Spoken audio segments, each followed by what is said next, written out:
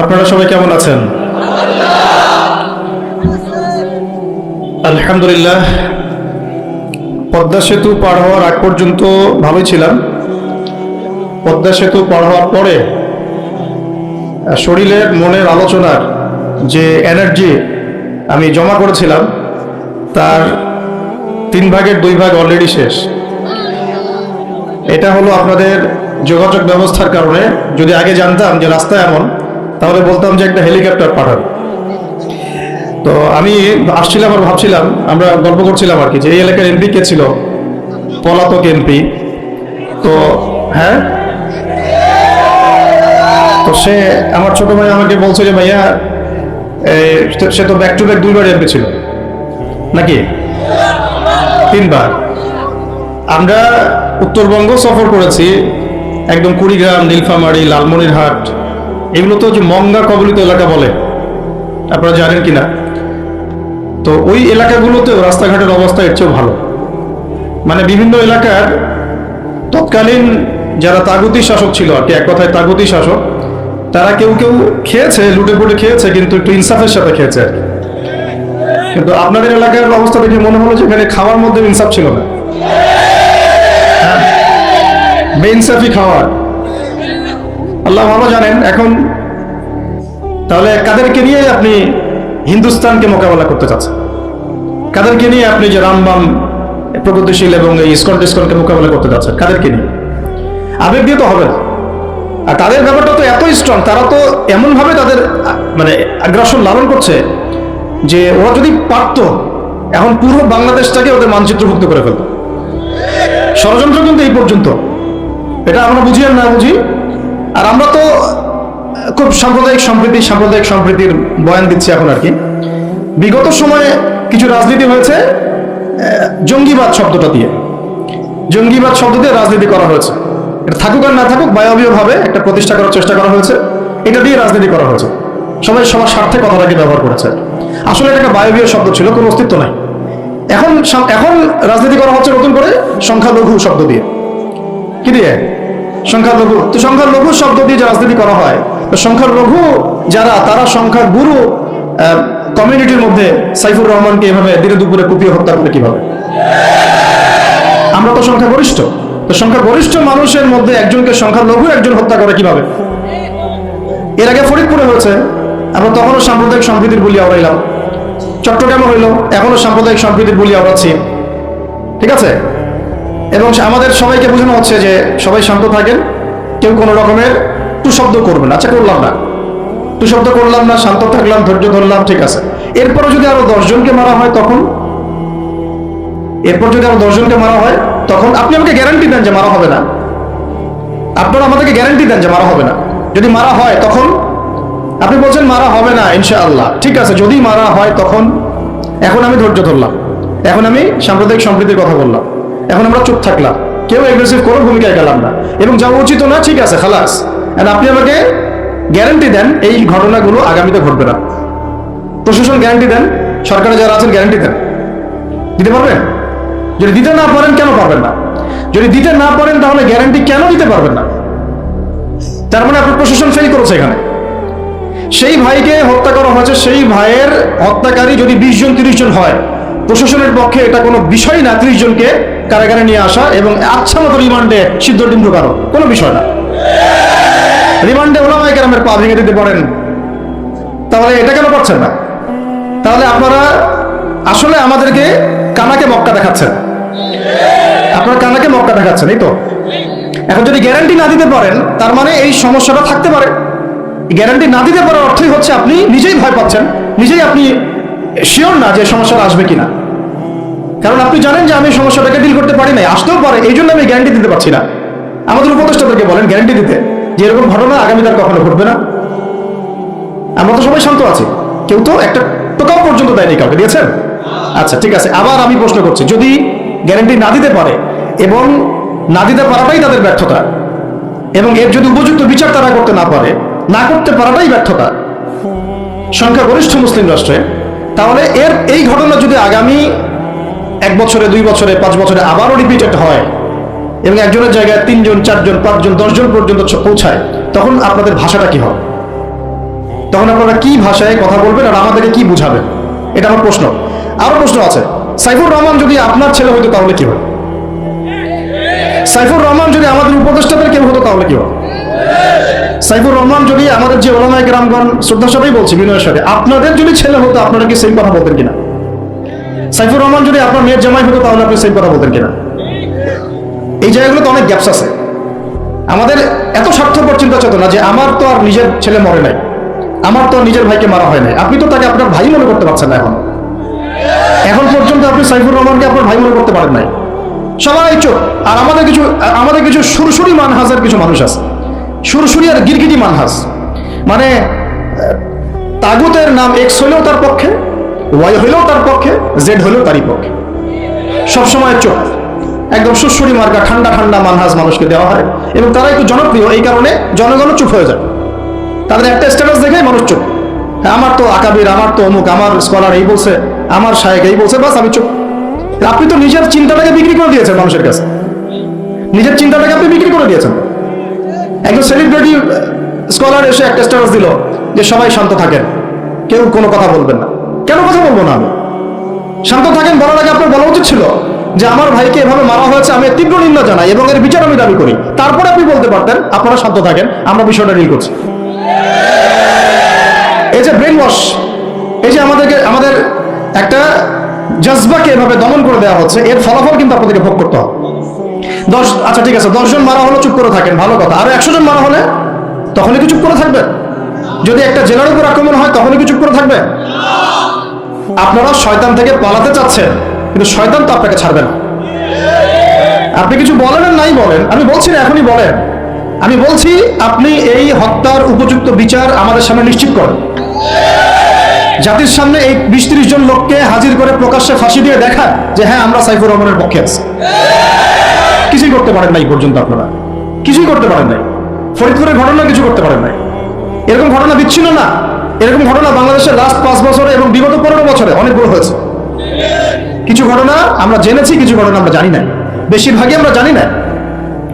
তো এই যে সমস্যাগুলো আমি সিরাত থেকে কেন বলছি, কারণ সিরাতে আপনাকে এগুলো সমাধান দেবে। আর এই বিষয়টা আমাকে খুব পীড়া দিচ্ছে ভিতর থেকে, যেটা আমাদের আচরণ, আমরা যে এত বেশি মানে দাসত্বের একটা ইয়াতে চলে আসছি, মেজাজটা আমাদের দাসত্বের মধ্যে চলে আসছে। আমরা শত্রুর চোখে চোখ রেখে কথাই বলতে পারি না। শত্রুর চোখে চোখ রেখে কথা না বললে তো সে আমাকে দাম দিবে না। কই, সে তো চায়নার সাথে এসব ডিল করতে পারে না, সে তো ইভেন পাকিস্তানের সাথেও তো পারে না। পাকিস্তানে কি খুব মুসলিমদের ঐক্য আছে নাকি? না, নাই তো। ওর ইন্টারনাল অবস্থা তো আমাদের চেয়ে অনেক সময় খারাপ। কয়েকটা পারমাণবিক বোমা আছে, এই কারণে তার দিকে তাকাতে পারে না। স্বাধীনতার 50 বছরে কয়টা মিসাইল তৈরি করলেন? একটাও তো তৈরি করার ফিকির করলেন। তাহলে বিগত 50 বছরের ইতিহাস যদি আমরা ঘাটি, তাহলে দেখব যে যত রকমের মানব রচিত তন্ত্রমন্ত্র আছে, এই তথাকথিত গণতন্ত্রই বলেন, আর এই জাতীয়তাবাদের কথাই বলেন, আর এই তথাকথিত ধর্মনিরপেক্ষতাবাদ, আর এই কমিউনিজম যা আছে সব ফেল করেছে। পশ্চিমা সব মতবাদ এখানে এমন ভাবে ফেল করেছে যেটা ইতিহাসে বিরল। তাহলে একটা মাত্র পথ আপনাদের সামনে এখন খোলা আছে, যেই পথ দিয়ে এই সমস্ত সমস্যার সলিউশন আনা সম্ভব। সেই পথটাই হচ্ছে ওই যে লেখা আছে, সিরার আলোকে উম্মার সংকট নিরসন কর। ওই সিরাতের আলোকে যদি উম্মার সংকট নিরসন করতে না পারি, আর কোনো রাস্তা আমাদের সামনে খোলা নাই। দিন কায়েমের শর্ত 3টা বলেছেন না? 3 নম্বর শর্তটাই হচ্ছে এটা যদি ইবাদত হয়, দিন কায়েম যদি একটা ইবাদত হয়ে থাকে, তাহলে সেই ইবাদত কবুল হবে শুধু একজন ব্যক্তির তরিকায়। কার তরিকায়? মুহাম্মদ রাসূলুল্লাহ সাল্লাল্লাহু আলাইহি ওয়াসাল্লামের তরিকায়। ইবাদত হতে হবে এক আল্লাহর জন্য, হালাল রিজিক থাকতে হবে, এবং তরিকা হতে হবে কার? মুহাম্মদ রাসূলুল্লাহ সাল্লাল্লাহু আলাইহি ওয়াসাল্লাম। তো মুহাম্মদ সাল্লাল্লাহু আলাইহি ওয়াসাল্লামের তরিকাই হচ্ছে সিরাত, যেটার মধ্য দিয়ে আমরা দিন কায়েম করব ইনশাআল্লাহ। এখন মূল কথায় আসি যে সিরাত একটা গল্পের নাম নয়। যেমন ওযু করার সুন্নত আছে, তারপরে নামাজের সুন্নাহ পদ্ধতি আছে, আপনি মিসওয়াক করতে গেলেও একটা সুন্নাহ পদ্ধতি আছে, ইস্তেঞ্জায় গেলেও একটা সুন্নাহ পদ্ধতি আছে, সওম রাখবেন সুন্নত একটা পদ্ধতি আছে। প্রত্যেকটা ইবাদতের, কাপড় পরা, কাপড় খোলা, বাসায় ঢোকা, বাসা থেকে বের হওয়া, গাড়িতে চড়া, প্রত্যেকটা পদক্ষেপের সুন্নত পদ্ধতি আছে। তো সিরাত আসলে কি? সিরাত হচ্ছে একটা সুন্নত। সিরাত নিজেই একটা সুন্নত। কিসের সুন্নত? সিরাত হচ্ছে কিভাবে আল্লাহ পাকের জমিনে সমস্ত তাগুতি, কুফরি, শিরকি, বিধান, মতবাদ, শক্তিকে উপরে ফেলে আল্লাহর দিন প্রতিষ্ঠা করতে হয়, এই সুন্নত। বুঝাতে পারলাম কথাটা গভীরতা? সিরাত একটা সুন্নত। কিসের সুন্নত? কিভাবে একটা কুফরি সমাজকে উৎখাত করতে হবে, একটা তাগুতি সিস্টেমকে চেঞ্জ করতে হবে, কিভাবে আল্লাহ দ্রোহী শক্তিকে পরাজিত করতে হবে, কিভাবে যেখানে লা ইলাহা ইল্লাল্লাহ মোটেই নাই সেখানে সেটা কায়েম করতে হবে। এক কথায় আল্লাহ পাকের জমিনে আল্লাহর দিন কায়েমের সুন্নতের নাম সিরাত। বুঝতে পেরেছি কথা? এটা কোনো গল্পের নাম না। নবী সাল্লাল্লাহু আলাইহি ওয়াসাল্লাম এত সালে জন্ম নিয়েছিলেন, তার বাবার নাম আব্দুল্লাহ ছিল, মায়ের নাম আমিনা ছিল।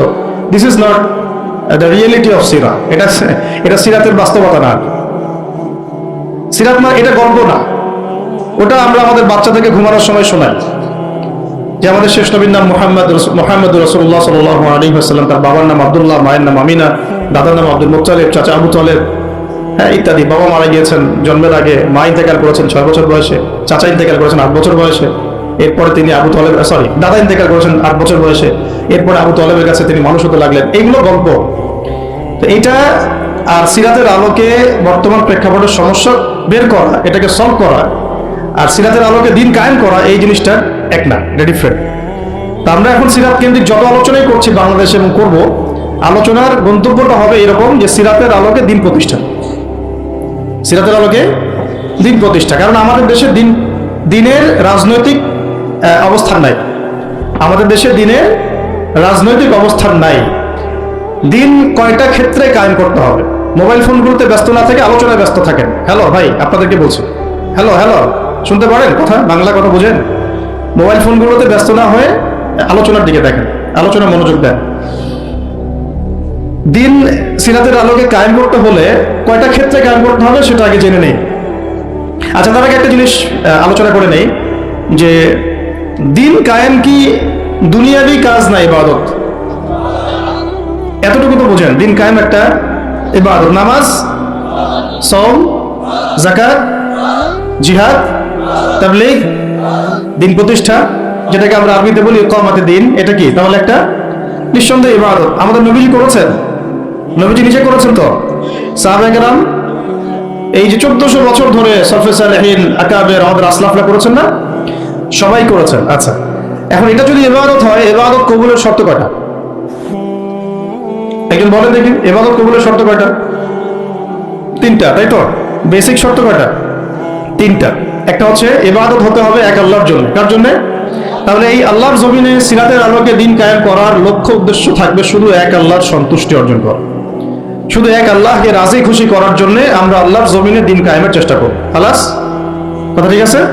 আচ্ছা, যদি এখানে উদ্দেশ্য থাকে না আমি আমার পদের জন্য চাচ্ছি, না আমি নেতৃত্বের জন্য চাচ্ছি, না আমি কোনো একটা ফেরকার আমির হওয়ার জন্য চাচ্ছি, অথবা আমি কোনো রাজনৈতিক পদের জন্য চাচ্ছি, তখন ইবাদতটা ইবাদত বলে গণ্য হবে না, বা ইবাদতটার নেকির জায়গায় গুনাহ হতে পারে, নেকির জায়গায় গুনাহ হতে পারে, কারণ সেটা আল্লাহ পাকের সন্তুষ্টির জন্য ছিল না। মানুষ আমাকে পপুলার মনে করে তাই আমি একটু গলা ফাটায় কথা বললাম, বিষয়টা এরকম না। কথা এখান থেকে আসবে না, কথা এখান থেকে আসবে, কথা এখান থেকে আসবে না, কথা আসবে কোথা থেকে? এখান থেকে। এখান থেকে এসে আরো সে আজিমের মালিক পর্যন্ত পৌঁছাতে হবে, এই উদ্দেশ্যে আমার কথাগুলো হবে, কাজগুলো হবে। তাহলে দিন প্রতিষ্ঠার উদ্দেশ্য হবে এক আল্লাহর সন্তুষ্টি অর্জন করা, এটা প্রথম কথা। 2, রিজিক হালাল হতে হবে, সেটা তো আমরা জানি। রিজিক কি হতে হবে? হালাল হতে হবে, যেটা আমাদের 90%-এরই কম বেশি হারাম। কম বেশি কি 90%-এরই হারাম। দাড়ি টুপি পাগড়ি জুব্বা পরে আমরা যারা চলাফেরা করি, আমাদেরও বহু মানুষের রিজিক হারাম। অনেকেই সুদি কারবার করি, সুদি লেনদেন করি, অনেকেই মাপে কম দেই, অনেকে আবার আল্লাহর রাস্তায় সময় দিচ্ছি, বোনের সম্পত্তি দেই না। অনেকে দেখা যায় মাল সিন্ডিকেট করি, দাড়িওয়ালা লোক ফার্ম কাটে বসে ব্যবসা করছে, মাপে কম দিচ্ছে। দাড়িওয়ালা লোক যাত্রাবাড়িতে তার একটা গোডাউন আছে, সেখানে সে পণ্য মজুত করছে, সিন্ডিকেট করে দাম বাড়াচ্ছে। রিজিকটা কি হালাল হলো না হারাম হলো? রিজিক হালাল হওয়াটা এত কঠিন শর্ত, যেটা এই যুগে আসলে উত্তরে ওঠা খুব কঠিন। এই কারণে বহু কিছু হচ্ছে, আবেগ অনেক কিছু হচ্ছে, বড় বড় অনেক লেকচার আমরা দিচ্ছি ঠিকই, বাস্তবতা আসছে না, বাস্তবতা আসছে না।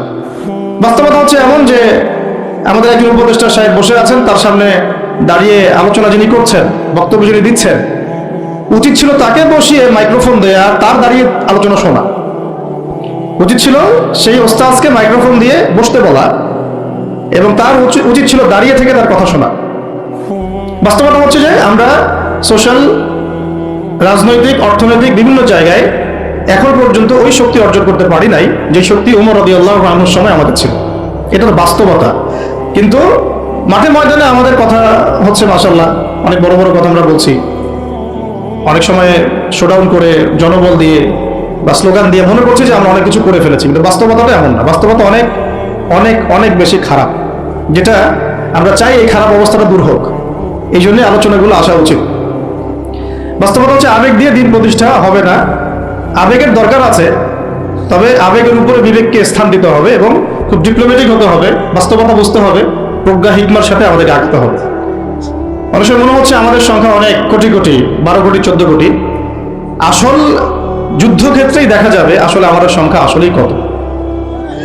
ঠিক আছে, তো মূল জায়গায় আসি। আবার আমি একটু ভিতরে চলে যাচ্ছি যে আমরা যদি একটা কাজকে ইবাদত মনে করি, সেই কাজটা ইবাদত হিসেবে গণ্য হওয়ার জন্য 3টা শর্ত আমাকে পূরণ করতে হচ্ছে। আল্লাহ পাকের সন্তুষ্টির জন্য, 2 হচ্ছে সেই কাজটা করতে গিয়ে, আমার ইবাদত করতে গিয়ে আমার রিজিকটা অবশ্যই হালাল হতে হবে। এই দুটোতেই আমরা আটকে গেছি। কিন্তু কারাগারে আমাদের উলামায়ে কেরামগণ বসেছিলেন, তারা আলোচনা করছিলেন যে আমরা সবাই এক সেলে বসে আছি, আসলে কি সমস্যা, সবাই সমস্যা নিয়ে মুযাকারা করছে না, সমস্যাটা কি, কি হলো? তো নাম বলতে চাচ্ছি না, আমাদের অনেক শ্রদ্ধেয় উলামায়ে কেরাম তাদের অনেকেই বলেছিলেন যে মনে হয় ইখলাস ঠিক নাই, মনে হয় ইখলাস ঠিক নাই। হ্যাঁ, যদি ইখলাস ঠিক না থাকে কাজে বরকত আসবে না। ইখলাস কি? শুধু আল্লাহর জন্য করব, যাই করি শুধু আল্লাহর জন্য করব, মানুষকে দেখানোর জন্য না, জনপ্রিয়তা পাওয়ার জন্য না, মানুষের বাহবার জন্য না। এমনকি আমি যদি চাই বাংলাদেশে শরিয়া আইন কায়েম হোক, সেটা চাবো আল্লাহর জন্য, আমি ক্ষমতায় গিয়ে কায়েম করবো এই জন্য না। এটা আল্লাহ পাক XYZ যে কাউকে দিয়ে করাইতে পারেন, সেটা আমি হইতে পারি, আপনি হইতে পারেন, যে কেউ হতে পারে। আমি চাচ্ছি শরিয়া আইন বাস্তবায়িত হোক। যদি আমি এভাবে চিন্তা করি যে না, আমাকে যেতে হবেই, আমি সেই কাজ করবো, আমারই ক্ষমতা দরকার, তাহলে এটা হবে দুনিয়ার জন্য কাজ করা, আমি আমার ক্ষমতার জন্য করছি। তো মূল বিষয় হচ্ছে সাহাবায়ে কেরাম রাদিয়াল্লাহু আনহুম আজমাইন তারা নিজেরা দায়িত্ব এড়িয়ে যেতেন, মানুষ জোর করে তাদেরকে দায়িত্ব দিতেন। এর ফলে কাজে বরকত হতো, ইখলাস ঠিক থাকতো। তারা দিনের বেলা ঘোড়সাওয়ার থাকতেন, রাতের বেলা দরবেশ থাকতেন। এই জন্যই দেখা যায় যে উমর রাদিয়াল্লাহু আনহু খেলাফতের সময় একটা বকরির বাচ্চাও না খেয়ে মারা যায় নাই। সুবহানাল্লাহ। আর একটু আগে আপনাদেরকে একটা এক্সাম্পল দিলাম যে আপনাদের 3 বারের রাস্তাঘাটের কি অবস্থা। তাহলে 50 বছর, স্বাধীনতার 50 বছর ধরে যারা পুরো বাংলাদেশের রাস্তায় ঠিক করতে পারে নাই, তারা কত বড় দুর্নীতিবাজ চিন্তা করে নাই। 50 বছর ধরে একটা দেশকে রাডারবিহীন থাকতে হচ্ছে, স্যাটেলাইট বিহীন থাকতে হচ্ছে, পারমাণবিক কোনো অস্ত্র নাই, নিউক্লিয়ার কোনো মিসাইলস নাই, কোনো জিওপলিটিক্যাল বড় বড় রাষ্ট্রের সাথে অ্যালায়েন্স নাই। পক্ষান্তরে উল্টা কুফার, তাগুত, মুশরিকদের দাসত্বে আমাদেরকে নিয়ে গেছে। তাহলে 50 বছরের খেয়ানতের লিস্ট করলে মানে এক আসমান থেকে দ্বিতীয় আসমান পর্যন্ত হবে আর কি লিস্টটা। এত খেয়ানত 50-60 বছর হয়ে গেছে। এখনো যে বিষয়গুলো নিয়ে আমাদের কথা বলতে হচ্ছে, এটাই হচ্ছে সবচেয়ে লজ্জা। এই বিগত স্বাধীনতার 50 বছরে আমাদের এমন একটা জেনারেশন রেডিমেড পাওয়া উচিত ছিল, যাদের ঘরে ঘরে আলেম, ঘরে ঘরে হাফেজ। এখন ঘরে ঘরে খুঁজলেও, বোম মারলেও আলেম বের হয় না, ঘরে ঘরে খুঁজে ছান মারলে একটা করে হাফেজ বের হয় না, আলেম বের হয় না। ঘরে ঘরে ছান মারলে যে কোনো একটা টিকটকার ঠিকই বের হয়। এই বাস্তবতা আর আমাদের স্বপ্নের মধ্যে আসমান জমির পার্থক্য আছে। এগুলো হাসির কোনো বিষয় না, এটা হচ্ছে বাস্তবতা। মানে পুরা প্রাইমারি স্কুল থেকে শুরু করে প্রাইমারি স্কুলের শিক্ষক, প্রাইমারি স্কুলের টিচার এবং স্টুডেন্ট, হাই স্কুলের স্টুডেন্ট, হাই স্কুলের টিচার, অনার্সের স্টুডেন্ট, অনার্সের টিচার, মাস্টার্সের স্টুডেন্ট, মাস্টার্সের টিচার, তারপরে যে BBA MBA, তারপরে যে আপনার প্রাইভেট ইউনিভার্সিটি ইত্যাদি ইত্যাদি, ইভেন BCS সেক্টর, শিক্ষা কমিশন, MP মন্ত্রী, পার্লামেন্ট, সবগুলোকে যদি একটা জায়গায় আপনি বসান, সবাইকে 15-16 কোটি মানুষকে একটা জায়গায় বসান, দেখবেন যে এদের 90% কোরআন তেলাওয়াতি করতে পারেন। 50 বছর হয়ে গেছে স্বাধীনতা, আর কোনো রাস্তা খোলা নাই। যত তন্ত্রমন্ত্র নিয়ে আসো, যত তন্ত্রমন্ত্র, এখন তো 4টা-5টা আছে, আরো যদি নতুন কোনো তন্ত্রমন্ত্র নিয়ে আসে, তারপরেও এই জাতির মুক্তির কোনো পথ নাই সিরাত ছাড়া। এখন আমাদেরকে আগে সিরাত পড়তে হবে ভাই, সবাইকে আগে সিরাতটা পড়তে হবে। সিরাত পড়লে পরে আপনারা বুঝতে পারবেন যে ইনশাআল্লাহ তাআলা কোন পথে আমাদেরকে হাঁটতে হবে। এখানে টপিক অনেক ডিপ দেওয়া হয়েছে, অত ডিপে গেলে আমাদের সারা রাত চলে যাবে। আমি শুধু ভাষা কয়েকটা পয়েন্ট বলতেছি, একটু মনোযোগ দেন। নবী সাল্লাল্লাহু আলাইহি ওয়াসাল্লাম যখন থেকে কাজ শুরু করেছেন, কাজ বলতে আমি দাওয়াতের কাজ বোঝাচ্ছি, তখনকার সমাজটা কিন্তু আমাদের মতো এতটাও মানে কমফোর্টেবল ছিল না। একটা অমুসলিম রাষ্ট্রে তিনি দাওয়াতের কাজ শুরু করেছেন। মক্কা কি ছিল? একটা মুসলিম রাষ্ট্র না অমুসলিম রাষ্ট্র? অমুসলিম একটা রাষ্ট্রে তিনি অ্যাজ এ নবী তার দাওয়াতের কাজ শুরু করেছেন। সুবহানাল্লাহ। এবং তিনি সেই রাষ্ট্রের একজন পরিচিত ব্যক্তিত্ব, যাকে আস-সাদিক আল-আমিন বলে ডাকা হয়, যার আগেও কোনো গুনাহ নাই, পরেও কোনো গুনাহ নাই। এমন একজন ব্যক্তিত্ব তিনি, যার আগেও কোনো গুনাহ নাই, পরেও কোনো গুনাহ নাই, এবং তিনি একটা অমুসলিম রাষ্ট্রে ওহী প্রাপ্ত হয়ে দাওয়াতের কাজ শুরু করলেন। আর আমরা তো মুসলিম রাষ্ট্রে বসে আছি, আমরা তো মক্কায় নাই। আমরা কি মক্কায় আছি? আমরা তো মক্কায় নাই। যদি মক্কায় না থাকি তাহলে এরকম নতজানু পররাষ্ট্রনীতি কেন? আমরা যদি মক্কার মতো পরিবেশে না থাকি তাহলে এত নতজানু পররাষ্ট্রনীতি কেন?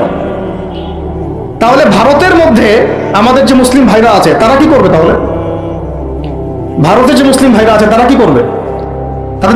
তারা কি ওদের পা ধরে ইয়ে করবে, সালাম করবে? হিন্দুদের পা ধরে সালাম করবে? বলেন তো। আমরা তো একটা মুসলিম রাষ্ট্রে আছি, তো মুসলিম রাষ্ট্রে থাকতে এত নতজানু পররাষ্ট্রনীতি কেন? এত দাসত্বের শৃঙ্খল কেন? তো তিনি দাওয়াতের কাজ শুরু করেছেন প্রথম কি দিয়ে, এটা একটা ফ্যাক্ট। আমরা আসলে আলোচনাগুলো আপনাদের চাইতে তাদের শোনা দরকার, যারা আলোচনা যারা করে আর কি। মানে আমি চাই বেশি বেশি তাদের সাথে কনভারসেশন করতে, যারা উম্মাকে নিয়ে ফিকির করেন, দাওয়াতের কাজ করতে যান, বা মুআল্লিম বা আলেম বা হাফেজ, তাদের সাথে কথা বলা দরকার। তাদেরকে আগে বোঝানো দরকার বিষয়গুলো। অনেকেই বুঝেন না। অনেকে বায়াবিও দাওয়াতি কাজ করছেন উইদাউট এনি প্ল্যাটফর্ম। অনেকে দাওয়াতি কাজ করছেন উইদাউট এনি কানেকশন উইথ উলামা। আলেমদের সাথে কোনো কানেকশন নেই, দাওয়াতের কাজ করতে আসেন, এটা বায়াবিও প্ল্যাটফর্ম ক্রিয়েট করে রাখতেছেন। তো আমাদেরকে আগে তাদের সাথে কথাবার্তা বলা দরকার, যে মৌলিকভাবে আমরা আসলে কিভাবে আগাবো আর কি। প্র্যাকটিক্যাল কথায় আসেন। এই যে আমরা এতগুলো কথা বলছি না, আমি আপনাদেরকে পুরো পথ পদ্ধতি এখানে গিলায় খাওয়াই দিতে পারবো, কিন্তু বিশ্বাস করেন গিলে খাওয়ার পরে আপনি কিছু করতে পারবেন। কেন পারবেন না? আপনার কোনো অ্যাসোসিয়েশন নাই, কোনো ফাউন্ডেশন নাই, কোনো সংগঠন নাই, কোনো রাজনৈতিক ক্ষমতা নাই, কোনো রাজনৈতিক দলও নাই, রাজনৈতিক কোনো অ্যাপ্রোচও নাই। কিন্তু একটা সেকুলার রাজনৈতিক দল আপনার চেয়ে ভালো ফিল্ড ওয়ার্ক করতে পারবে, কারণ তার চেইন অফ কমান্ড আছে। আমাদের তাওহীদপন্থীদের কোনো চেইন অফ কমান্ডই নাই। বলে আসতেছি বিগত 5 বছর 10 বছর থেকে একই বয়ান, মাথায় ঢুকে না জিনিসটা, চেইন অফ কমান্ড বলে একটা কিছু আছে। যেখানে একজন আমির নাই, যেখানে একজন ইমারা নাই, একটা আমির নাই, আসসামু ওয়া তাআ নাই, বায়আ নাই, যেখানে শুনলাম মানলাম আনুগত্য করলাম, আমির মামুর জামা ইমারা এগুলো নাই, সেখানে তো চেইন অফ কমান্ড আসবে না। তাবলীগ জামাত কাজ করছে না? করছে কিনা? একটা সূরা পর্ষদ আছে না, সূরা নিজামি আছে না, আমির আছে না, কাজ করতেছে, ফলাফল পাচ্ছে মাশাআল্লাহ। জামাত ইসলাম কাজ করছে না? একটা চেইন অফ কমান্ড আছে, প্রত্যেকটা জেলায় জেলায় শাখা আছে, তারা তাদের উপরের লেভেল থেকে কোনো ডিরেকশন আসলে সেটাকে উচ্চ লেভেলে বাস্তবায়ন করছে। তারপরে ধরেন যে ইভেন এই যে আওয়ামী লীগ চলে গেল, তার একটা চেইন অফ কমান্ড ছিল না? ছিল কি না? উপরে যে বলতো জঙ্গি, নিচের ওই ব্যক্তিও বলতো হ্যাঁ এই জঙ্গি, এমন একটা চেইন অফ কমান্ড ওদের ছিল না? এখন বিএনপি যারা রাজনীতি করতেছে ওদের নাই? আছে। এখন আপনি বলেন ইসলামপন্থীদের রাজনৈতিক দল কয়টা? একটা আছে আমাদের শাসনতন্ত্র, একটা হচ্ছে হেফাজত ইসলাম, আর কি হেফাজত ইসলাম তো আসলে কোনো রাজনৈতিক ব্যাকগ্রাউন্ড থেকে আসে নাই, এটা এসেছে আপনারা তো জানেন হিস্ট্রি, কোন প্রেক্ষাপটে এটা তৈরি হয়েছে, শাপলা চত্বরে ঘটনা, তাই না? আর জামাত ইসলাম। আর কথা হচ্ছে যে আমাদের তো মানে পৃথক পৃথক প্ল্যাটফর্মগুলোর মধ্যে একটা ঐক্যবদ্ধ সমন্বয় সবার আগে দরকার, তারপরে আমাদের একটা বৃহত্তর চেইন অফ কমান্ড দরকার। তখন কি হতো যে উপর থেকে একটা কিছু ছেড়ে দিলে একদম নিচ পর্যন্ত আসতে সময় লাগতো না। এখন এগুলোর বাইরে আবার যারা চান যে না কোরআন এবং হাদিস, ইসলামী ইমারা শরিয়া এগুলো বাস্তবায়ন হবে, দাওয়াতের সাথে সাথে জিহাদ থাকতে হবে, এবং আমরা কোনো গণতন্ত্র সেকুলারিজম এইসব পশ্চিমা আদর্শে যাব না, তারা ফেসবুকে বায়োবিও ঘুরে বেড়াচ্ছেন। সব ফেসবুকে বায়োবিও ঘুরে বেড়াচ্ছেন, ইউটিউবে ইন্ডিভিজুয়ালি কাজ করছেন, সবার নিজস্ব স্বতন্ত্র মার্কাস মাকতাবা ইত্যাদি, কোনো সমন্বিত প্রয়াস নাই। এইভাবে তো হবে না। এভাবে কি হবে? সর্বোচ্চ এককভাবে কিছু দাওয়াত দেওয়া যাবে, কিন্তু নবী সাল্লাল্লাহু আলাইহি ওয়াসাল্লাম ওহী প্রাপ্ত হওয়ার পরেই দাওয়াতের যে কাজ শুরু করলেন, এটাই চেইন অফ কমান্ড। সুবহানাল্লাহ। একটা জামার মধ্যে তিনি সবাইকে নিয়ে আসছেন। খেয়াল করে দেখেন, প্রথম ওহী আসলো কি সংক্রান্ত? ইকরা বিসমি রাব্বিকাল্লাযী খালাক, এই তো পড়ুন আপনার রবের নামে যিনি আপনাকে সৃষ্টি করেছেন। তো পড়া তিনি কি পড়তে পারতেন? তিনি তো পড়তে পারতেন না। তিনি তো বলছেন যে মা আনা বিকারি, আমি তো পড়তে জানি না, তারপরে তাকেই পড়তে বলা হচ্ছে। আপনি পড়ুন, কারণ এই জ্ঞানতাত্ত্বিক রেভলিউশন ব্যতীত সমাজ সংস্কার সম্ভব না। এখন আমরা সমাজ সংস্কার সবাই করতে যাচ্ছি, কম বেশি সবার জায়গা থেকে। পড়াশোনা কেউ করতে চায় না। আল্লাহর কসম করে বলছি, যারা ইভেন দাওয়াতের কাজ করছে এইসব জায়গায় আমরা যারা দাঁড়ায় আছি না, তাদের অনেকেই ওলামায়ে কেরামের সাথে কোনো তাআল্লুকই নাই, কোনো সিলেবাস নাই, কোনো পড়াশোনা নাই, কোনো ক্রাইটেরিয়া নাই, কোনো অ্যারাবিক শেখার কোনো ফিকির নাই, কোরআন শেখার কোনো ফিকির নাই, তাফসীর শেখার কোনো ফিকির নাই। আমি দাওয়াতের কাজ করতেছি, সুবহানাল্লাহ, মানুষ আমাকে সেলিব্রিটি মনে করে, দ্যাটস অল। এভাবে হয়? এভাবে কি দাওয়াতের কাজ হয়? অথচ নবী সাল্লাল্লাহু আলাইহি ওয়াসাল্লামকে আল্লাহ পাক করতে বলছেন। তাহলে প্রথম দরকার আমাদের জ্ঞানতাত্ত্বিক রেভলিউশন। যেটা বললাম যে বিগত 50 বছরে অলরেডি আমাদের ঘরে ঘরে একজন করে আলেম, একজন করে হাফেজ থাকা উচিত ছিল। এটা বিগত 50 বছরের শিক্ষা সিস্টেমটা এমনভাবে সাজানো হয়েছিল যেটা একটা ধর্ম নিরপেক্ষ শিক্ষা সিস্টেম।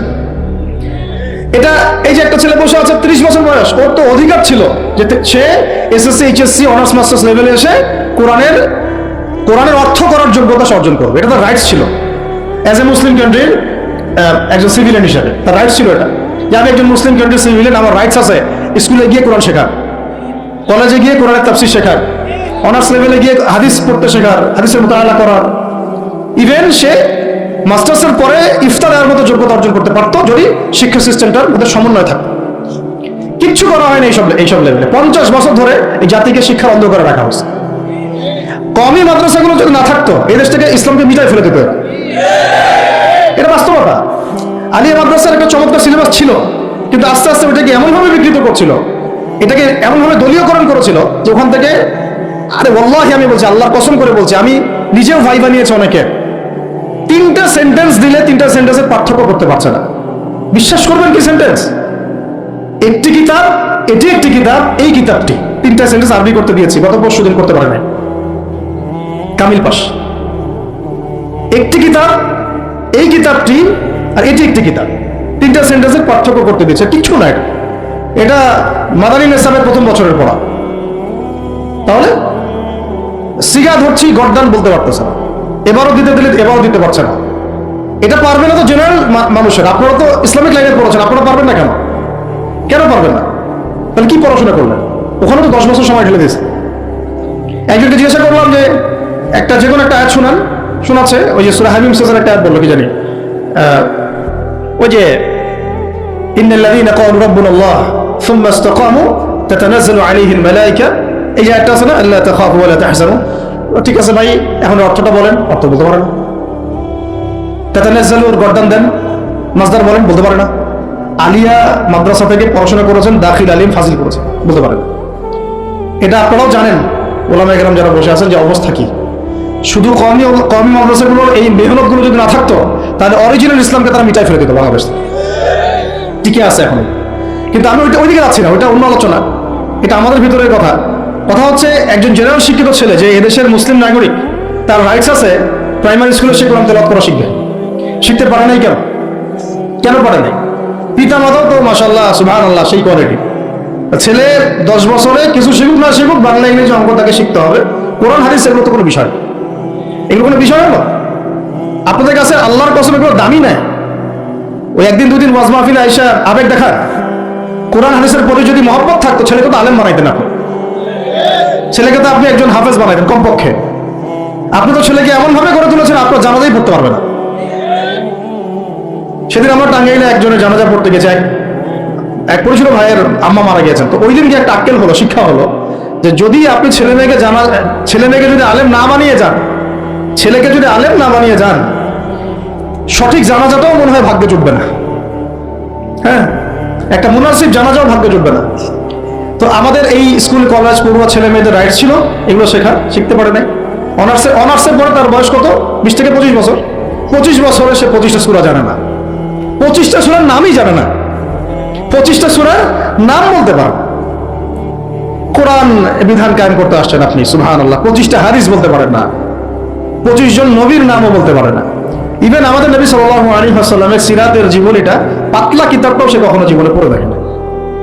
এই অবস্থা মাস্টার্স এর বিসিএস এর সব জায়গায় একই চলছে। বিসিএস এর যে ভাইবা হয় সেখানে কি ইসলাম ধরা হয়? বিসিএস এর ভাইবা যখন হয় তখন তাকে কোরআন তেলাওয়াত জিজ্ঞাসা করা হয়? তাহলে আপনি কোরআন তেলাওয়াত করতে পারেন না, রাষ্ট্র চালাবেন কিভাবে?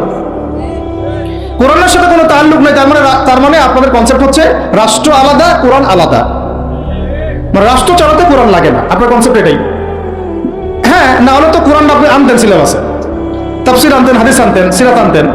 আপনার কনসেপ্ট হচ্ছে রাষ্ট্র আলাদা, কোরআন আলাদা, হাদিস আলাদা, এগুলো পড়াশোনা আলাদা, ব্যাংকিং সিস্টেম, ইকোনমিক্স আলাদা, ইসলাম আলাদা, তাই না?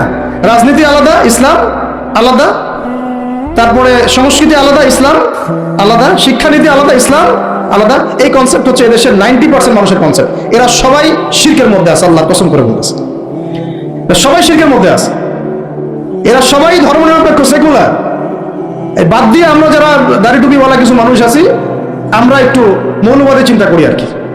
আমরা চিন্তা করি যে ইসলাম ব্যক্তিগত জীবনেও থাকবে, সংস্কৃতির মধ্যেও থাকবে, শিক্ষানীতিতেও থাকতে হবে, অর্থনীতিতেও থাকতে হবে, ইভেন রাজনীতির মধ্যেও থাকতে হবে। এই কনসেপ্টে না আসলে এখনো মুসলমান হনই নাই। এই কনসেপ্টে না আসা মানে এখন পর্যন্ত কালিমা লা ইলাহা ইল্লাল্লাহ এটা বুঝেনই নাই, আপনি মুখে পড়েছেন, দ্যাটস অল। এই কারণেই তো লা ইলাহা ইল্লাল্লাহ পড়ার পরেও মোদির পা চাটেন বসে বসে। এই কারণেই, কারণ ওই লা ইলাহা ইল্লাল্লাহ তো আপনাকে ওটা শিখাই নাই যে আপনি এক আল্লাহর সার্বভৌমত্বের স্বীকৃতি দেন নাই। এই হলো সমস্যাগুলো। তো সমস্যার গোড়ায় অনেক কথা আছে। এখন নবী সাল্লাল্লাহু আলাইহি ওয়াসাল্লাম কিন্তু দাওয়াতের কাজটা, এই যে সিরাতের আলোকে যেটা বলছেন সমাজ সংস্কার এবং দিন প্রতিষ্ঠা এবং সমকালীন সব সংকট দূর করা, এটা শুরু করতে হবে জ্ঞানতাত্ত্বিক রেভলিউশন থেকে। পড়াশোনা করা শুরু করে দেন, আদারওয়াইজ আপনাদের সামনে ধ্বংস ছাড়া কিচ্ছু বাকি নেই। কি পড়াশোনা করবেন? অবশ্যই ইসলামিক কারিকুলাম থাকতে হবে। এরপরে আপনি জেনারেল লাইনের পড়াশোনা করেন, কোনো সমস্যা নেই। আর এই পড়াশোনা একা একা করা যাবে না, ওস্তাদের সহবত লাগবে, ওলামায়ে কেরামের সহবত লাগবে। আমি তো এটা বলি যে আপনি কারো লেকচার শোনার আগে আপনি আগে চেক করবেন যে তার ওস্তাদ কে, কোথায় সেদিন শেখে, কার কাছ থেকে সেদিন শেখে, কোত্থেকে সেই ইলমগুলো অর্জন করছে, তার লোক কোথায়। আবেগে ভাসলে হবে না এখন বিষয়টা। তো পড়াশোনার এখন যে আরো 20 বছর পড়াশোনা না করে আমি কোনো কাজ করতেই পারবো না এমনটাও না, কিন্তু পড়াশোনা আগে শুরু করে। এখন আপনার কাজ পড়াশোনা শুরু করা, ইকরা বিসমি রাব্বিকাল্লাযী খালাকের হক আদায় করা এবং ওস্তাদের সহবতে থাকা। যেমন জেনারেল লাইনে পড়েছেন 20 বছর, একা একা কি পড়েছেন না, প্রতিষ্ঠানে গিয়েছেন, ডেইলি ক্লাস করেছেন, টিচারের সহবতে ছিলেন, বেতন দিয়েছেন, ব্যাসে থেকেছেন, তারপরে আরো কি করেছেন, বাবার জমি বিক্রি করে দিয়েছেন, বাবা মায়ের জমি বিক্রি করে। সেম অন্তত পক্ষে এতটুকু যতটুকু আপনি জেনারেল লাইনের জন্য করেছেন, জেনারেল লাইনে যতটুকু করেছেন, ত্যাগ, শ্রম, মেধা খরচ, কষ্ট স্বীকার করা, এর যদি অর্ধেকও যদি দিন শিক্ষার জন্য করতে না পারেন, আপনি নিজেও মুনাফিক। আমরা নিজেরাও মুনাফিক। তখন বেশক আমাদের মধ্যে নেফাকি আছে। সুবহানাল্লাহ, আপনি একটা ডিগ্রির জন্য একবার 20 বছর ঢালতে পারেন, 20 কোটি টাকা ঢালতে পারেন, বাপের জমি বিক্রি করতে পারেন, মেসে থাকতে পারেন, ঢাকা বিশ্ববিদ্যালয়ের সেই লাইফ লিড করতে পারেন, এক বিছানায় 2 জন থাকি, ফ্লোরের মধ্যে ফ্লোরিং করে থাকা, হাজার হাজার লাখ লাখ টাকা খরচ করা, কষ্ট করে সকালে ওঠা, রাত জাগা, পড়া, পরীক্ষা দেওয়া, অ্যাসাইনমেন্ট, কত কি। আমি তো জানি এগুলো, আপনারা তো অনেকে না জানেন, আমি তো জানি, আমরা তো ইউনিভার্সিটিতে পড়েছি। এই পরিশ্রমগুলো আপনি করছেন অনলি ফর একটা সার্টিফিকেট আর একটা চাকরির জন্য, আর এর 10% কেন 5% আপনি করতে চান না দিনই শিক্ষার জন্য। তো আমি মুনাফিক না হলে এই পৃথিবীতে আর মুনাফিক কে আছে? তো এই মুনাফিকদেরকে দিয়ে আপনি দিন কায়েম করবেন নাকি? শোনেন, আবেগ দিয়ে বিপ্লব হয়। আবেগ দিয়ে কি হয়? আবেগ দিয়ে বিপ্লব হতে পারে, আবেগ দিয়ে শরিয়া খিলাফা কায়েম হয় না। আবেগী হয়ে একটা বিপ্লব হতে পারে, আবেগ দিয়ে শুধু আবেগ দিয়ে শরিয়া খিলাফা কায়েম হবে না। শরিয়া খিলাফা কায়েম হয়েছে কাদের হাতে? সাহাবীদের হাতে। কাদের হাতে? আমাদের জিন্দেগি যখন সাহাবীওয়ালা হবে তখন শরিয়া কায়েম হবে। পড়াশোনা করে না, সাহাবীওয়ালা জিন্দেগি কিভাবে যাপন করবে? ওলামায়ে কেরামের সাথে তাআল্লুক নাই, সাহাবীওয়ালা জীবন কিভাবে যাপন করবে? নামাজের ঠিক নাই, সাহাবীওয়ালা জীবন হইল কিভাবে? কোরআন তেলাওয়াত করতে পারে না, সাহাবীওয়ালা জীবন হইল? দিনের জন্য আমর বিল মারুফ নাহি আনিল মুনকারের কাজ নাই, ওই যোগ্যতাও নাই, তাহলে সাহাবীওয়ালা জীবন হইল কি? চেহারা স্রোতের মধ্যে ইসলাম নাই, সুন্নতের প্রতি পাবন্দি নাই, সাহাবীওয়ালা জিন্দেগি হলো কি?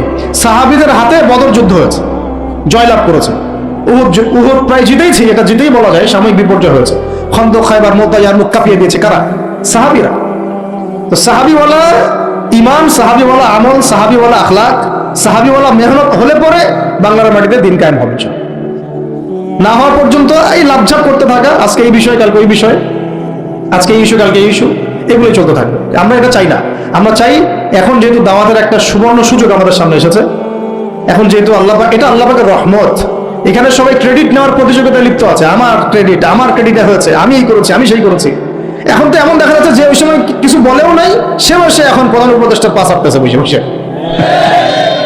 কি সুবহানাল্লাহ! মানে রক্ত দিল এক ভাই, মানে বছরের পর বছর কারাগারে পচে মরল একদল, বছরের পর বছর, দিনের পর দিন, মাসের পর মাস আয়না ঘরে ধুকে ধুকে মরল একদল। ঠিক আছে, বললাম দোকান থেকে বের হলে কেউ সুস্থ থাকে না। বছরের পর বছর মামলা মোকদ্দমা হচ্ছে একদল, এক একজনের ঘাড়ে তিনটা, চারটা, পাঁচটা, 10টা, 20টা করে মামলা। হ্যাঁ, তারপরে বছরের পর বছর এই ফ্যাসিজমের বিরুদ্ধে দাঁড়ানোর কারণে দেশ থেকে বিতাড়িত হয়েছে একদল, হয় নাই? শাপলা চত্বরে রক্ত দিয়েছে আর একদল। তারপরে এই ছাত্র ভাইদের হাজার হাজার পঙ্গু হয়ে পড়ে আছে বিভিন্ন জায়গায় আর একদল, আর শত শত মানুষ রাস্তায় প্রাণ দিল আর একদল, আর উড়ে এসে জুড়ে ক্ষমতায় বসলো আর একদল।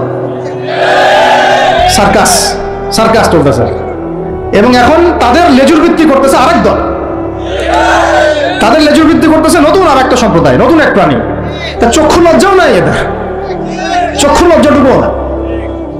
আগে যখন এক তাগুত ছিল তখন তার পাচারত, সুবহানাল্লাহ, এবং ওই তাগুতের এগেইনস্টে যদি কেউ কথা বলতো তাকে বলতো খারেজি। কি বলতো? আগে যে তাগুত ছিল তার পা চাটতো আর কি, এবং তার এগেইনস্টে যদি কেউ কথা বলতো তখন ওই তাগুতের দালালি করে মানুষকে বলতো খারেজি, অমুক গোষ্ঠী তমুক গোষ্ঠী। হ্যাঁ, তারপরে যখন এই বিদ্রোহগুলো হতে হতে হতে বিদ্রোহ করা বলতে আবার হারাম। বিদ্রোহ করা কি? বিদ্রোহ করা হারাম, রাষ্ট্রের সরকারের বিরুদ্ধে প্রতিবাদ করা হারাম, নাজায়েজ, করলে হবে খারেজি। কিন্তু ছাত্র ভাইরা যখন আন্দোলন করে ওই সরকারকে পতন ঘটাই দিল, তখন আবার নতুন যে সরকার আসছে ওর পা চাটা আবার ফরজ। কি বুঝলেন? কি বুঝলেন? এই চলতেছে। আবার বুঝাই, এক তাগুত ছিল, সেই তাগুত আল্লাহ বিরোধী কাজ করতো, কিছু ভাই এর প্রতিবাদ করতো, যারা প্রতিবাদ করতো ওদেরকে এরা বলতো খারেজি, এদের মানহাজ ঠিক নাই, আকীদা ঠিক নাই, এরা উগ্র, ইত্যাদি ইত্যাদি। এবং তাদের কারণেই কিন্তু এই ভাইগুলোকে আয়না করে যেতে হয়েছে। এটা খোলামেলা বলে দিলাম, এদের কারণেই এই ভাইদেরকে কোথায় যেতে হয়েছে? আয়না করে যেতে হয়েছে। তারপরে ছাত্র ভাইরা দেখা গেল যে বিপ্লব করে, প্রতিবাদ করে একদম এই সরকার ফেলে দিল। ফেলে দেওয়ার পরে যখন আবার নতুন কেউ আসলো, এই নতুন যারা আসলো তাদের পাচাটা আবার ফরজ হয়ে গেল। তখন হইল ফতোয়া কি? সরকার আনুগত্য করা ফরজ। এই চলতেছে। ইসলাম শিখতেছেন এদের কাছ থেকে আপনারা অনেকেই। দেখ, আমি এগুলো বলতে গেলে একটু হাইপার হয়ে যায়, আল্লাহ পাক মাফ করেন। আস্তাগফিরুল্লাহ আল্লাযী লা ইলাহা ইল্লা হুয়াল হাইয়ুল কাইয়্যুম ওয়া আতুবু ইলাইহি। মূল পয়েন্টে আসি, অনেক লম্বা আলোচনা করতে পারবো না। এই শুরুটা করবেন কোত্থেকে বলেন? না, শুরুটা করবেন একবার ইখলাস ঠিক রাখা। দিন কায়েম করবো সিরাতের পদ্ধতিতে। অন্য কোনো পদ্ধতি আছে? আব্রাহাম লিঙ্কনের পদ্ধতি চলবে? কার্ল মার্কসের পদ্ধতি চলবে? ওই চীনের মাও সেতুংয়ের পদ্ধতি চলবে? ওই ইতালির মুসলিনের পদ্ধতি চলবে? কার পদ্ধতিতে দিন কায়েম করবো? একমাত্র মুহাম্মদ রাসূলুল্লাহ সাল্লাল্লাহু আলাইহি ওয়াসাল্লামের শেখানো সিরাতের সুন্নতেই আগাতে হবে। এর আগে থেকেই প্রথম কাজ আপনার আমার কি? ইখলাস ঠিক রাখা, রিজিক হালাল করা, নবীর তরিকা ফলো করা, তারপরে দিনের ইলম অর্জন করা। একা একা ইলম অর্জন করবেন? উলামায়ে কেরাম খুঁজে বের করবেন। উলামায়ে কেরাম সব জায়গাতেই আছে, আলহামদুলিল্লাহ, এটা আমাদের সৌভাগ্য। আর আপনি দেখবেন যে কারা নিজেদেরকে জাহির করে না, মুহাক্কিক উলামায়ে কেরাম নিজেকে জাহির করেন না। হকপন্থী উলামায়ে কেরাম যারা, তারা নিজেদেরকে এভাবে জাহির করেন না, ইজহার করেন না যে আমি এত বড় পণ্ডিত, আসো আমার কাছে, এইভাবে তারা কথা বলেন না। তা বরং তারা নিজেদেরকে আড়াল করে চলেন, তারা বিনয়ী হন। এবং আপনারা দেখবেন না যে আহলে ফেসবুক ওয়াল জামায়াতের মধ্যে কার পপুলারিটি বেশি, এইটা দেখতে যাবেন না। আপনারা দেখতে যাবেন বড় বড় উলামায়ে কেরাম কার পিছনে ছোটেন। মুহাক্কিক আলেম খুঁজবেন কিভাবে? আপনি দেখবেন না যে অমুক ভাই তমুক ভাই, আমাদের এই ভাইরা কার পিছনে ছোটে, বরং আপনি দেখবেন যে হ্যাঁ, বড় বড় উলামায়ে কেরামগণ কার পিছনে ছোটেন, এবং সেই মূল উৎস থেকে জ্ঞান অর্জন করার চেষ্টা করবেন। ইনশাআল্লাহ তৌফিক দান করবেন, আমিন। এটা ছাড়া আপনারা জ্ঞান অর্জন হবে না, এবং জ্ঞানের সাথে যে আদব সেটাও শিখতে পারবেন না। আদবের সাথে তাআল্লুক হচ্ছে তাসাউফের, সেটাও শিখতে পারবেন না। এবং তাসকিয়া, এই তাসকিয়া অর্জন হবে না। আল্লাহ পাক আমাদেরকে তাসকিয়া অর্জন করার তৌফিক দান করুন। ইলম শিখবো, তারপরে কাজ হচ্ছে আমাদের আমল বাড়িয়ে দেওয়া। আল্লাহ নবী সাল্লাল্লাহু আলাইহি ওয়াসাল্লাম সাহাবায়ে কেরামকে শুধু জ্ঞান শিখতেন নাকি আমলও করতেন? সবচেয়ে বেশি পরহেজগার ব্যক্তি কে এই উম্মতের মধ্যে বলেন? আমাদের নবী সাল্লাল্লাহু আলাইহি ওয়াসাল্লাম। হ্যাঁ, তিনি তো অবশ্যই। তারপরে আবু বকর রাদিয়াল্লাহু আনহু, ওমর ইবনে খাত্তাব, আলী ইবনে আবি তালেব, ওসমান বিন আফফান রাদিয়াল্লাহু আনহু আজমাইন, প্রত্যেক সাহাবী। তো সাহাবীদের আমল একটু দেখেন, সারাদিন রাত তারা কেমন কি করতেন, কিভাবে কাটাতেন। আমরা আমাদের দিনের একটা বড় অংশ অপচয় করে নষ্ট করি। তারা সময় নষ্ট করতেন না, বরং তারা প্রত্যেকটা সময়কে কাজে লাগাতেন। প্রত্যেক দিন একদিন ওই হাদিসটা আপনারা তো জানেন, একদিন নবী সাল্লাল্লাহু আলাইহি ওয়াসাল্লাম বললেন, আজকে জামাতের সাথে নামাজগুলো পড়েছে কে? আবু বকর রাদিয়াল্লাহু আনহু হাত তুললেন, আমি পড়েছি। আজকে সদকা করেছে কে? আমি। আজকে সওম রেখেছে কে? আমি। আজকে জানাজায় শরীক হয়েছে কে? আমি। এরকম অনেকগুলো আমলের কথা নবীজি বলেন, সবগুলোই দেখা গেল আবু বকর রাদিয়াল্লাহু আনহু করেছেন। সুবহানাল্লাহ, একদিনের সব আমল। এভাবে তারা দিন কাটাতেন। আপনি আর আমি যদি জুমার দিনে মসজিদে আসি তাহলে তো সমস্যা নাই, আমাদের দ্বারা তো হবে না। আল্লাহ তাআলা আমাদেরকে যেন ইসলাহ করার তৌফিক দান করেন, আমিন। আমল বাড়িয়ে দেওয়া। এবার দেখেন, এবার এই জায়গাটুকু বুঝেন, নবী সাল্লাল্লাহু আলাইহি ওয়াসাল্লাম দাওয়াতের কাজ শুরু করে প্রথমেই প্রকাশ্যে দাওয়াত কিন্তু দেন নাই। প্রথমে তিনি 3 বছর, কত বছর? তিনটা বছর তিনি গোপনে দাওয়াত দিয়েছেন। কত বছর? 3 বছর গোপনে দাওয়াত দিয়েছেন। এখন এই গোপনে দাওয়াত দেওয়ার পরিবেশ আমাদের এখানে দরকার নাই। কেন নাই? কারণ আমাদের এখানে স্পষ্ট দাওয়াত হয়ে গেছে না? এখন তো আমাদের এখানে মক্কার মতো অবস্থা না যে আবার প্রথম 3 বছর গোপনে দাওয়াত দিতে হবে কি? এখন আরো বরং প্রকাশ্যে দাওয়াত দিতে হবে, আলহামদুলিল্লাহ। এই যে বলছিলাম যে এটা আল্লাহ পাকের রহমত যে আমরা এই সময়টা পেয়েছি, এখানে কারো কিন্তু ব্যক্তিগত কোনো ক্রেডিট নেওয়ার সুযোগ নাই। এই যে এখন দাওয়াতের একটা উত্তম প্ল্যাটফর্ম পাওয়া যাচ্ছে, ক্ষেত্র পাওয়া যাচ্ছে, খোলাভাবে কথা বলা যাচ্ছে, এটা কার রহমত? এটাকে কাজে লাগিয়ে আরো 5 বছর 10 বছর আমাদেরকে দাওয়াত দিতে হবে। কিসের দাওয়াত? দিন কায়েমের দাওয়াত। কিসের দাওয়াত? ইসলাম ব্যক্তি জীবনে আছে, ইসলামকে এখন নিয়ে যেতে হবে সমাজে, ইসলামকে নিয়ে যেতে হবে অর্থনীতিতে, ইসলামকে নিতে হবে রাজনীতির মধ্যে। ইসলাম যখন সমাজে, অর্থনীতিতে, সংস্কৃতিতে, শিক্ষানীতিতে এবং রাজনৈতিক ক্ষেত্রে যাবে, তখন আমরা ইনশাআল্লাহ চূড়ান্ত বিজয় লাভ করব। এখন যদি পার্শ্ববর্তী শত্রু রাষ্ট্রগুলো আমাদেরকে আক্রমণ করে, আপনি তো ব্যক্তিগতভাবে জিহাদের ঘোষণা দিতে পারবো না, পারবেন? কিন্তু এখন যদি আমার আপনার হাতে রাজনৈতিক ক্ষমতা থাকতো, তাহলে আমরা দেখাই দিতাম যে একজন সাইফুরকে মারলে কতজনের লাশ পড়ে। একজন ফেলানিকে যদি কাঁটাতারে ঝুলাই দেওয়া হয়, ওরকম 10টা বিএসএফ কে মারার ক্ষমতা আমাদের আছে। এই শক্তি সামর্থ্য আমাদের ভাইদের আছে। আমাদের দাওয়াতের কাজ শুধু আমভাবে জনগণের মধ্যে করলে হবে না, পুলিশের মধ্যে দাওয়াতের কাজ করতে হবে, র্যাবের মধ্যে দাওয়াতের কাজ করতে হবে, আমাদের আনসারদের মধ্যে দাওয়াতের কাজ করতে হবে, বিজিবির ভাইদেরকে প্রশিক্ষিত করতে হবে। সবচেয়ে বড় কথা, আমাদের সেনাবাহিনীকে, বিমান বাহিনীকে শক্তিশালী করতে হবে। অত্যাধুনিক অস্ত্র তাদের হাতে থাকতে হবে এবং তাদের মধ্যে সবকিছুই আছে, মাশাআল্লাহ। পটেনশিয়াল আছে, প্রতিভা আছে, শারীরিক শক্তি আছে, ট্রেনিং আছে। ইমানটাকে মজবুত করতে হবে তাদেরকে ইমানের দাস দেওয়া লাগবে। আপনারা যারা শুনবেন এগুলো লেকচার অনলাইনে গেলে শুনবেন, তারা ইনশাআল্লাহ শুধুমাত্র জাতিসংঘের একটা মিশনকে জীবনের লক্ষ্য বানাবেন না। আপনারা জাতিসংঘের একটা মিশনে যাওয়া আপনার জীবনের লক্ষ্য না। আপনাকে যদি আল্লাহ পাক প্রশাসনিক দায়িত্ব দিয়ে থাকেন, আল্লাহর জন্য শহীদ হওয়াটা আপনার জীবনের সবচেয়ে বড় সৌভাগ্য। এইদিকে আমরা তো তাদেরকে এখন হাঁটাতে পারছি না, কারণ ওই ক্ষমতা আপনার আমার হাতে নাই। ইসলামকে ওই রাজনৈতিক জায়গায় নিতে হলে সিরাতের সুন্নতে আগাতে হবে। আল্লাহ পাক তৌফিক দান করুন। এবার প্রকাশ্যে দাওয়াত শুরু হলো 4 নম্বর বছর থেকে 10ম বছর পর্যন্ত। এই প্রকাশ্যে দাওয়াত যখন শুরু হয়েছে, তখনই ব্যাপক নির্যাতন শুরু হয়েছে, ব্যাপক নির্যাতন। এই অবস্থানটা আমরা পার করেছি বিগত সময়গুলোতে, এখনো পার করছি, তাই না? এই অবস্থাটা কিন্তু আমরা আগেও পার করেছি, এখনো পার করছি। যারাই প্রকাশ্যে পরিপূর্ণ ইসলামের কথা বলছেন বা বলেছেন, কোনো না কোনোভাবে তারা হ্যারাসমেন্টের শিকার হয়েছে, কোনো না কোনোভাবে, ফিজিক্যালি অথবা মেন্টালি অথবা রাজনৈতিকভাবে অথবা মামলা মোকদ্দমা অথবা গুম অথবা একেবারে ক্রসফায়ার অথবা দেশ ত্যাগ, কিছু না কিছু ওদের তাকদিরে নসিব হয়েছেই, তাই না? আর যারা সুর মিলিয়ে কথা বলেছে তারা পার পেয়ে গেছে। ওই যে বললাম, আগেও তলা চাটা, এখনো তলা চাটা। ওটা হচ্ছে মানে তেল মারা মান হাজার, তৈলাক্ত মান হাজার। যেই থাকুক, এক্স থাকলেও আমি তেল মারবো, ওয়াই থাকলেও তেল মারবো, জেড থাকলেও তেল মারবো। কারণ তেল মারা আমার জন্য ফরজ এবং তৈলাক্তদের আনুগত্য করা আমার জন্য ফরজ। ওদের বিরুদ্ধে কথা বললে আপনি আবার হয়ে যাবেন খারেজি। কিন্তু সার্জিসদেরকে আবার তারা কিন্তু খারেজি বলে নাই, এটা একটা ব্যাপার আছে। সার্জিস হাসনাতদেরকে কিন্তু তারা ওই সব ওলামায়ে কেরাম আবার কি বলে নাই, খারেজি বলে নাই। কিন্তু অস্ত্র হাতে নিয়ে ওরা কিন্তু পুলিশ পিটাইছে, কথা বুঝতে পারছেন? এই কাজটা যদি কোনো মাদ্রাসার ছেলে করতো, তাহলে আল্লাহর কসম করে বলতেছে পুরো দুনিয়াতে এরা রটাই দিত যে আমরা জঙ্গি। এই পয়েন্টটা ভালো করে বুঝেন, এই পয়েন্টটা ভালো করে বুঝেন। যদি এই আন্দোলনটা শুধুমাত্র দাড়ি টুপিওয়ালা মানুষরা করতো, তাহলে সারা মুসলিম বিশ্ব না, সারা দুনিয়াতে এরা রটাইতো মিডিয়া দিয়ে যে বাংলাদেশের মুসলমানরা উগ্র, জঙ্গি এবং সন্ত্রাসী। রটাইতো না? বেশ রটাইতো। কিন্তু যখন গণতন্ত্রপন্থীরা গণতান্ত্রিক পদ্ধতিতে এই কাজটা করছে, তখন এটা জায়েজ হয়ে গেছে। একই জিনিস, একদল গেল, একদল গিয়ে গুলি করা শুরু করলো মাজলুমদের উপরে। তারপরে মাজলুমরা আর থাকতে না পেরে অস্ত্র হাতে নিয়েই ফেললো। লাঠি শুনেও তো অস্ত্র নাকি। এবং তাদের একজন তো বলেছিল আমাদের পরবর্তী প্ল্যান ছিল যদি তারা স্কিপ না করতো আমরা সশস্ত্র অবস্থা নিতাম, বলেছে কিন্তু মিডিয়াতে একজন বলেছে না, বলেছে। যাই হোক, এদিকে যখন জালেম আক্রমণ করেছে তখন মাজলুম তো প্রতিবাদ করেছে, করে নাই? এই আক্রমণের প্রতিবাদের রাস্তায় কিন্তু বহু মানুষ মারা গেছে, জালেমদেরও মরেছে মাজলুমদেরও মরেছে। কেন পুলিশ ভাইদেরকে কি মারা হয় নাই? কারণ তারা জালেমের পক্ষ নিয়েছিল। সে কি অমুসলিম ছিল না মুসলিম? ও মুসলিম ছিল, কিন্তু কালিমা পড়া মুসলিম, তাই না? সেও কালিমা পড়া মুসলিম, জালেমের পক্ষ নিয়েছে। আর এদিকে আমাদের মাজলুম ভাই যাদের উপর গুলি চালানো হয়েছে। এখন মাজলুম ভাইরা শেষমেশ লাঠিসোঁটা হাতে নিতে বাধ্য হয়েছে। এবার কনফ্লিক্ট হলো, জালেমও মরলো কিছু, মাজলুম তো মারা গেছে। এখন এই কনফ্লিক্টে কিন্তু আমাদের ইসলামিক স্কলারশিপ অফ ইসলামের কিছু কিছু ব্যক্তি তারা কিন্তু এখানে মাজলুমদের কাউকে কিন্তু খারিজি বলে নাই, বলেছে?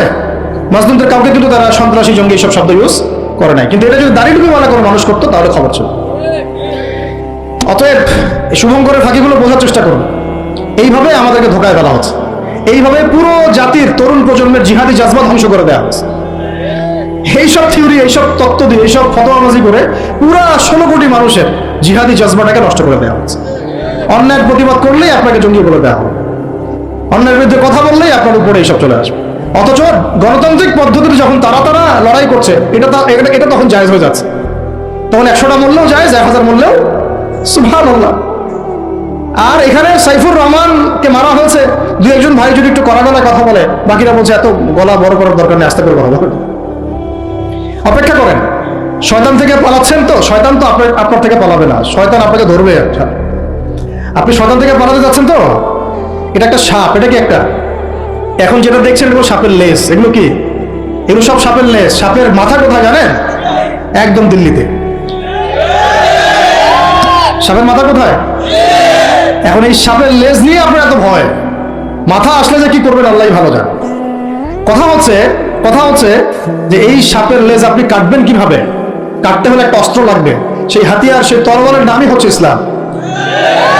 সেই তরবারের নামই সিরাত, এর বাইরে কোনো তরবাল নাই। আজকে যদি লেজ কাটতে পারেন কাল মাথাও কাটতে পারবেন ইনশাআল্লাহ। এখন যদি লেজের কাছে হেরে যান মাথা কাটতে পারবেন না। এখন আপনি শয়তান থেকে পালাতে যাচ্ছেন, কিন্তু শয়তান আপনার থেকে পালাবে না, ও আপনাকে ধরবে। আজকে 10, কালকে 20, যদি কালকে আল্লাহ না করে 100 হয়, তখন দেখবো আপনাদের বিবৃতি কেমন হয়। আপনারা কোন ভাষায় কথা বলেন সেটা দেখার অপেক্ষা আছি আমি। আর উপযুক্ত শাস্তি নিশ্চিত না করা হলে এগুলো লাই পাবে না, বেশক লাই পাবে। এখন শাস্তি কি উপযুক্ত নিশ্চিত করা হয়েছে কিনা এখন পর্যন্ত আমরা দেখি নাই কিছু। ফরিদপুরের ঘটনা তো দেখি নাই আমরা কিছু, এর আগের ঘটনাগুলো তো আমরা কিছু দেখি নাই। অতএব আমরা এই জায়গায় অনেক বেশি কনসিয়াস যে আপনারা আগে এক নৌকায় পা রেখেছিলেন, এখন আবার 2 নৌকায় পা রাখলেন কিনা। আগে তো পা রেখেছিলেন শুধুমাত্র এক নৌকায়, ভারতীয় নৌকায় আর কি। আর এখন পা রাখতেছেন ভারতীয় নৌকায় পাশাপাশি আমেরিকান নৌকায়। 2 নৌকায় 2 পা রাখতেছেন।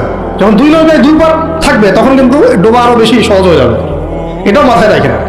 তখন কিন্তু পা রাখারও জায়গা পাবেন না। এই জিনিসগুলো আমাদের ভালো করে বোঝা দরকার। আল্লাহ পাক আমাদেরকে বোঝার তৌফিক দান করুন। আমাদের কাছে কোরআন আছে ভাই, দ্বীন ইসলাম আছে, নবীর সুন্নাত আছে, আমাদের কোথাও যাওয়ার দরকার নাই। এই সহজ কথাটা আমরা বোঝাতে পারতেছি না। সহজ কথা, আমাদের কাছে কোরআন আছে, হাদিস আছে, রাসূলের সিরাত আছে, সুন্নাত আছে, বরেণ্য উলামায়ে কেরাম আছেন, দেশে 16 কোটি মুসলিম তাওহীদি জনতা আছে, কোথাও যাওয়ার দরকার নেই। আমরা আমাদের দেশের ভাগ্য ইনশাআল্লাহ গড়ে নিতে পারবো ইনশাআল্লাহ। আর কারো দালালি করার কোনো দরকার নেই আমাদের। দুঃখজনক হচ্ছে এত কিছুর পরেও, আল্লাহর কসম, এত কিছুর পরেও এখন পর্যন্ত আমাদের দেশটা ভারতীয় দালাল মুক্ত হইতে পারলো না। প্রত্যেকটা ডিপার্টমেন্টে এখন ওদের দালাল বসেই আছে। ভাই একটা নামাজ পড়বে না, নামাজ পড়ার জন্য জায়গাটা পাক লাগবে না, কাপড়টা পাক লাগবে না, নাপাক কাপড়ে নামাজ হবে, নাপাক জায়গায় নামাজ হবে। একটা প্লেট নিয়েছেন, খাবার খাবেন, বিরিয়ানি খাবেন, তো বিরিয়ানি খাওয়ার আগে প্লেটটা পরিষ্কার করবেন না? প্লেট যদি পরিষ্কার না হয় সেখানে বিরিয়ানি খাওয়া যাবে? দেশটা তো পরিষ্কার হচ্ছে না, আগে দেশটা পরিষ্কার করেন, তারপরে বিরিয়ানি খাওয়া যাবে ইনশাআল্লাহ। বরং এখন আমরা ওই ময়লাদের সাথে আপোষ করে চলার চেষ্টা করছি, আঘাত করার চেষ্টা করছি। আবার কেউ তো নিজের গিরগিটি রং পাল্টায় ভিতরে ঢুকে গেছে, টের পাওয়া যাচ্ছে না। আচ্ছা এরকম আপনারা সবাই বুঝেন, এগুলো আমি খোলামেলা বলার প্রয়োজন নেই। মূল কথা হচ্ছে একটা বিষয়কে পবিত্র না করে একটা জমি চাষ করবো, আগে আমাকে ওই জমিটাকে সার দিতে হবে, কীটনাশক দিয়ে ওটাকে দূর করতে হবে। জমি পবিত্র না করলে এখানে পবিত্র বৃক্ষ রোপণ করা যাবে না। সিম্পল একটা কথা, আপনি বিরিয়ানি খান আর যাই খান, পাত্র পরিষ্কার করতে হবে। এই পাত্র এখনো পরিষ্কার হয় নাই। আল্লাহ পাক আমাদেরকে প্রত্যেকটা মহল থেকে এই বিজাতীয় দালালদেরকে দূর করার তৌফিক দান করুন। এই দেশের ভাগ্য আল্লাহ করবেন ইনশাআল্লাহ। যদি আমরা আমাদের সিরাতের উপর থাকি, রাসূলের সিরাতের উপর থাকি, কোরআন সুন্নাহর উপর থাকি এবং ঐক্যবদ্ধ থাকি, আমাদেরকে পরাজিত করতে পারার মতো কোনো জাতি না ইনশাআল্লাহ, পারবে না ইনশাআল্লাহ। এটা আমাদের কনফিডেন্স থেকে বলা না, এটা আমাদের পূর্ণ ইয়াকিন থেকে বলা। কিন্তু সমস্যা হচ্ছে আমরা ওই রাস্তায় হাঁটতেই পারতেছি না। আল্লাহ পাক আমাদেরকে সেই হিকমা এবং প্রজ্ঞা দান করেন। আমি আল্লাহ পাক উপযুক্ত নেতৃত্ব আমাদের সামনে নিয়ে আসেন। আমি এবং দোয়া করি আমরা যেন ইসলামপন্থী সরকার আল্লাহ পাক আমাদের সামনে নিয়ে আসেন, যাদেরকে সামনে রেখে আমরা এই পুরো দেশ জুড়ে ইসলামী শরিয়া প্রতিষ্ঠার মেহনত করতে পারি। আল্লাহ পাক সে তৌফিক দান করেন। তো শেষ কথাগুলো হচ্ছে এরকম যে এই 10 বছরে প্রচুর নির্যাতন হয়েছে, কিন্তু ইসলাম কিন্তু থেমে যায় না। যখন হামজা এবং ওমর রাদিয়াল্লাহু আনহুর মতো মানুষের ইসলাম কবুল করেছেন। আরেকটা কথা মনে রাখবেন, আমাদের নবীজি কিন্তু সাল্লাল্লাহু আলাইহি ওয়াসাল্লাম দুর্বল সাহাবীদেরকে হিজরত করতে বলেছিলেন। কোথায়? আবিসিনিয়াতে। কোথায়? আবিসিনিয়ায়। ওখানে একটা হিজরত হয়েছে। আমাদের নবীজি তায়েফে গিয়েছেন, তায়েফবাসী ইসলাম কবুল করে নাই, তিনি আবার ফিরে আসছেন। এই সময়টাতে ইয়াসরিব থেকে 6 জন যুবক আসছিলেন, তরুণদের কথা বলতে বলেছেন। এইখান থেকে আমি আলোচনা শেষ করে দিব। এখানে ইয়াসরিব থেকে 6 জন যুবক, তরুণ যুবক এসে ইসলামের গতিপথটাকে ঘুরিয়ে দিয়েছে। এটা তরুণরা একটু ভালো করে বুঝবেন। মক্কায় কত বছর ছিলাম আমরা? 13 বছর। কত বছর? 13 বছর। এই 13 বছরে কিন্তু আমাদের কোনো রাজনৈতিক ক্ষমতা ছিল না, ছিল কোনো রাজনৈতিক ক্ষমতা ছিল না, এমনকি কোনো সামাজিক ক্ষমতা আমাদের ছিল না। আমরা দাওয়াতের কাজ করছিলাম, তাবলীগের মেহনত করছিলাম এবং তাজকিয়া অর্জন হচ্ছিল, কোরআন শেখানো হচ্ছিল, দারুল আরকামে দিনের মুযাকারা প্র্যাকটিস হচ্ছে। আমাদের কিন্তু কোনো রাজনৈতিক ভিত্তি মক্কায় নাই। এই কারণে মক্কাতে কিন্তু সশস্ত্র জিহাদেরও আয়াত নাজিল হয় না। হয়েছে? হয় না। মদিনায়, এখন মদিনা থেকে যখন 6 জন যুবক আসলেন, এই 6 জন যুবকের নেতার নাম আসাদ বিন জুরারাহ রাদিয়াল্লাহু আনহু। তো তিনি এসে যখন বায়াত করছেন নবীর কাছে, তিনি আগে থেকে জানতেন যে শেষ জামানায় একজন নবী আসবে। ওই 6 জন যুবক আগে থেকে জানতেন যে শেষ জামানায় একজন নবী আসবেন কুরাইশদের সবচেয়ে বড় গোত্র থেকে, এবং যার নাম হবে আহমেদ। কি নাম হবে? এটা তারা কোত্থেকে জানছেন? আগের তাওরাত ইনজিলে লেখা আছে, আগের তাওরাতে ইনজিলে লেখা আছে। এই জন্য আমরা